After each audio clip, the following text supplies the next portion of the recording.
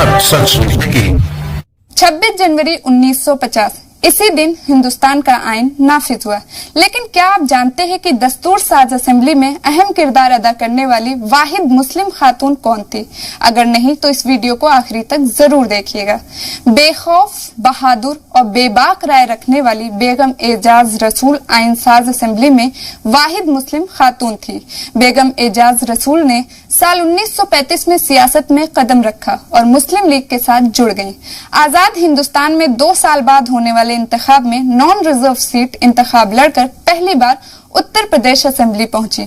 मुस्लिम league तहलील होने के बाद बेगम रसूल ने कांग्रेस पार्टी ज्वाइन कर ली। 1952 में उत्तर प्रदेश की शाहबाद असेंबली सीट से एमएलए मुंतखब हुई। उत्तर प्रदेश से राज्यसभा की रुकन की हैसियत से बेबाक राय रखी।